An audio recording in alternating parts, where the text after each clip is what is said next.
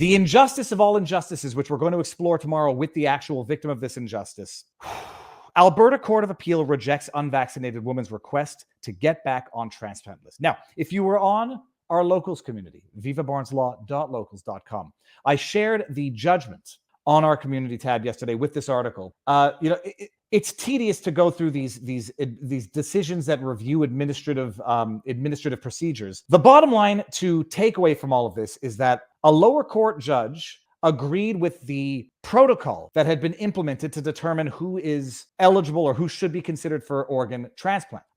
They said, look, it's not a government entity. They're not abiding by government protocol or dictates. So somehow the charter doesn't apply.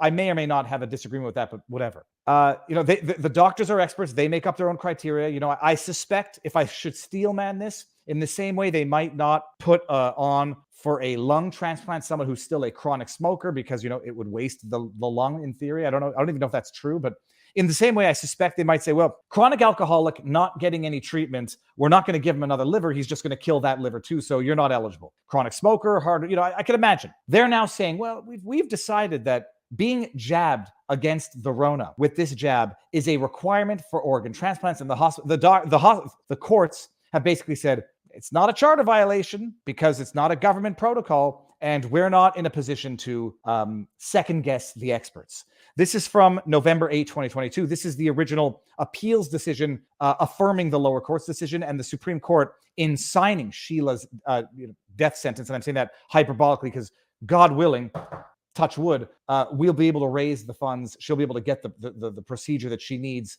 in the States. I don't want to reveal any more information that I'm not sure I'm allowed to reveal. This is the article from back in November 2022. Alberta Appeal Court rejects unvaccinated woman's request to get back on transplant list. The decision upholds a lower court's fine. Imagine, at least they're reporting on it. They should be, okay. A terminally ill woman's bid to be re-added to a transplant list she was removed from for refusing a COVID-19 vaccine has been rejected by Alberta's highest court. You got the Queen's Bench or the King's Bench now, but some provinces have the Supreme Court, but that's the lower level. Then you got your Court of Appeals, and then you have your Supreme Court of Canada. Alberta transplant doctors have made getting the vaccine mandatory for eligibility, but Annette Lewis refuses to be immunized from COVID-19. She refuses. There is a court-ordered publication ban that covers the organ Lewis is seeking for a transplant for, the names of the doctors, and the hospital's name and location. You won't catch me breaking that ban, which is why I'm pulling stuff from public articles. This is one of those cases where I could understand, but I still don't agree with the publication ban. This level of inhumane injustice is enough to push good people to do bad things. When you understand that we're living in a society where doctors, knowing there's not even a vaccine mandate in the province anymore, knowing that we can have capricious, unscientific, politicized decisions coming from the people who we're supposed to trust with our lives. And they could say, get the jab if you want an organ, or we're going to let you die. They know this. She's got whatever degenerative disease. She will die without the organ transplant. She will die.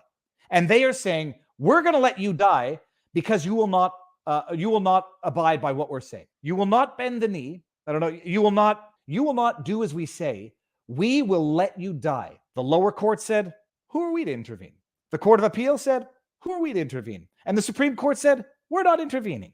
Earlier this year, the Court of King's Bench, Joel Belzil, found that the charter has no application when it comes to COVID-19 requirement. In October, Lewis took her case to the Court of Appeals of Alberta.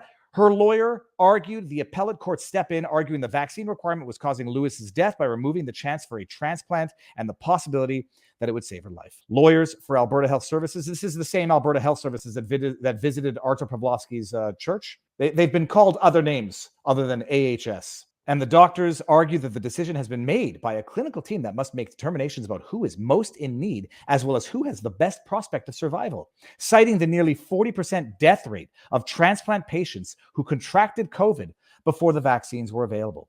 Well, that sounds like a wildly outdated statistic. And by the way, kicker to all of this, Sheila has natural antibodies indicating a prior infection or at least natural immunity.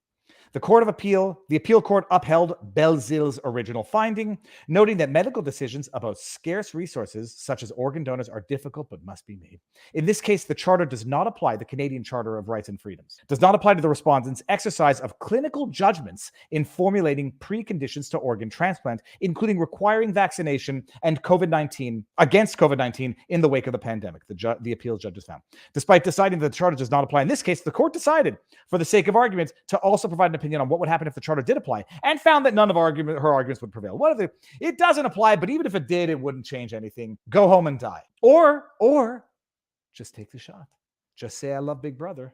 Just say that 2 + 2 = 5. Lewis had asserted that being denied a place on the transplant list, her rights to life, liberty, and security were being violated, as was her freedom of conscience. The court denied on all of those grounds, noting its rejection of the right to life argument, that while patients have the right to make decisions such as declining a vaccine, but that decision can result in serious risks or consequences. You have the freedom to choose to die. It is one thing to assert that the state is unlawfully prohibiting one from accessing life-saving treatment. It is quite another for Ms. Lewis to selectively choose which treatment criteria she will comply with. Oh, really? Lewis also argued that she was being discriminated against and urged the court to find that medical status should be protected. The court declined to do so, finding that what Lewis was actually arguing for was a finding of discrimination on the basis of COVID-19 vaccination status. Ms. Lewis' COVID-19 vaccination status is not who she is, the decision reads.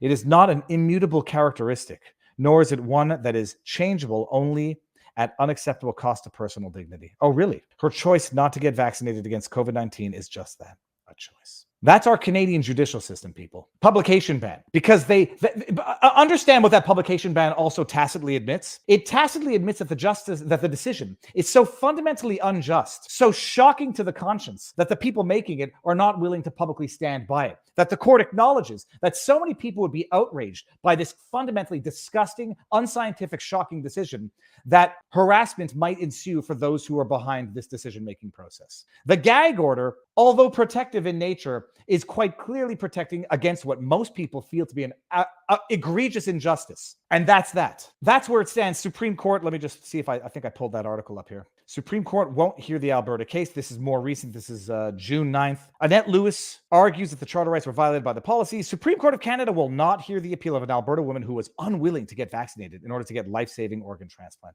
Can you imagine, like, they'll put you to death, but they will not save your life unless you get vaccinated. Lewis recently filed a separate legal action against the AHS, an Alberta hospital, and transplant doctors. There's a publication ban on the doctors' identities, the organ involved, and the location of the hospital, the transplant program. Lewis is arguing negligence in the decision to remove her from the high-priority transplant list, saying it amounts to medical malpractice. The Justice Center for Constitutional Freedom, JCCF, had them on. Awesome people. Said Lewis will ask the court at an upcoming injunction hearing to grant an immediate reinstatement of the transplant list pending the funny thing is, who the hell would even want these doctors operating on you at the end of the day? Oh, yeah, okay, we'll do it. Imagine compelling these doctors who were ready to let you die perform life-saving surgery on you. It might be even past the point of any potential trust to begin with. Did I share the give, send, go? Did I say GoFundMe before? I hope I didn't. The go F me. Here's her give, send, go. It's a wild number. It's a wild number that she has to raise. Share it away. If you can afford to give it. And it's an amazing thing. The government is supposed to do this. Sheila has paid into a healthcare system that is supposed to do this. Now she's got to rely on the kindness of strangers to save her life.